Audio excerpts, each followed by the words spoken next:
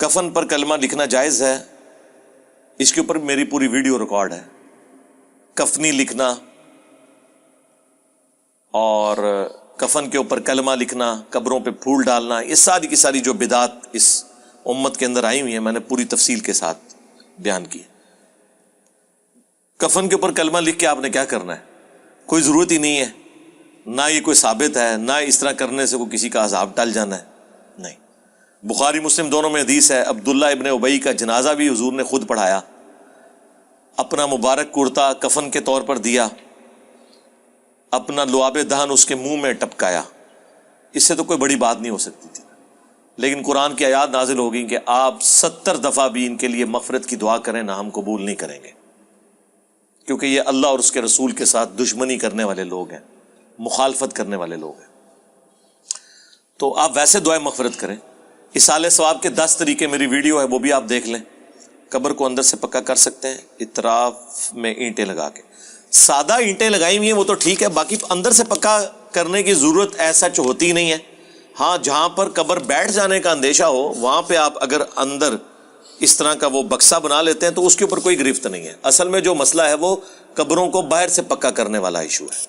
تو وہ اندر اگر اس طرح کا وہ معاملہ قبر کے اندر ہوتا ہے کہ بیٹھ جانے کے ڈر سے، بعض اوقات کہیں پہ ایسی نرم زمین ہوتی ہے کہ وہ قبریں پھر بیٹھ جاتی ہیں، بار بار تعمیر کرنی پڑتی ہیں، اس اعتبار سے آپ کر لیں، اس میں کوئی ایشو نہیں ہے. اجتماعی ذکر بدعت ہے. اجتماعی ذکر جہاں جہاں ثابت ہے وہاں تو کوئی بدعت نہیں ہے، لیکن جہاں پر آپ نے خود سے ڈیوائس کیا ہوا ہے، جس طرح کے فرض نماز اجتماعی ایک اللہ کا ذکر ہے نا، اذان کے ذریعے بلایا جاتا ہے، پھر ایک امام ہوتا ہے، باقی مقتدی ہوتے ہیں، اجتماعی ذکر کر رہے ہیں. اگر اس اجتماعی ذکر سے آپ وہ اللہ ہو کی ضرب مراد لے رہے ہیں تو وہ کوئی ثابت نہیں ہے. اگر اجتماعی ذکر سے درس قرآن مراد لے رہے ہیں تو وہ صحیح مسلم میں حدیث ہے، جہاں بھی کہیں لوگ قرآن کے درس کے لیے اور اس کی تعلیم کے لیے جمع ہوتے ہیں تو اس مجلس کو فرشتے ڈھانپ لیتے ہیں، جس طرح ہماری یہ مجلس ہوتی ہے الحمدللہ. تو جن چیزوں کی اصل قرآن و سنت میں موجود ہے وہ تمام ذکر کی مجالس درست ہیں. باقی یہ جو کچھ کر رہے ہیں اور تماشے لگائے ہوئے انہوں نے کرنٹ شاہ کے نام کے اوپر اور طریقوں سے، اس کے اوپر میری آپ کرنٹ شاہ بھی لکھے تو میری ویڈیو کھل جائے گی، میں نے سارا اس کے اوپر ذکر کیا. میت یا مردے کے پاس ذکر وغیرہ کر سکتے ہیں؟ ہاں، ذکر کریں. صحیح مسلم میں حدیث ہے، عمرو بن عاص نے یہ نصیحت کی تھی کہ جب میں مر جاؤں تو میری قبر پہ اتنی دیر بیٹھنا جتنی دیر ایک اونٹ کا گوشت نہر کر کے تقسیم کیا جاتا ہے، یعنی 2-2.5 گھنٹے، تاکہ میں اپنی قبر سے مانوس ہوں اور اللہ کے آئے ہوئے فرشتوں کو جواب دوں. قبر کے پاس بیٹھ کے ذکر اذکار کرنا اس مردے کے لیے اور باقی جتنے لوگ دفن ہیں ان کے لیے دعا کرنا، یہ بالکل درست ہے، اس کے اوپر کسی کو اختلاف نہیں ہے.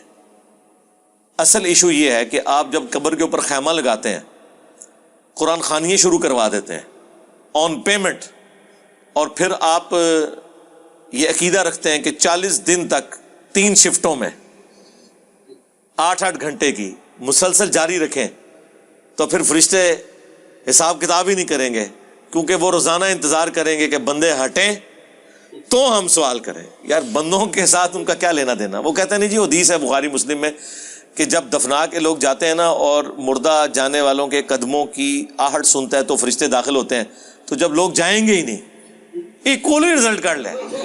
وہ تو ایک مثال دی گئی ہے کہ فوراً حساب شروع ہو جاتا ہے. دوسرا، نیک مردے کے لیے یہ راحت کا باعث ہوتا ہے کہ جو لوگ مجھے یہاں پہ اکیلا چھوڑ گئے، میں نے ان پہ تکیہ کیا بھی نہیں تھا.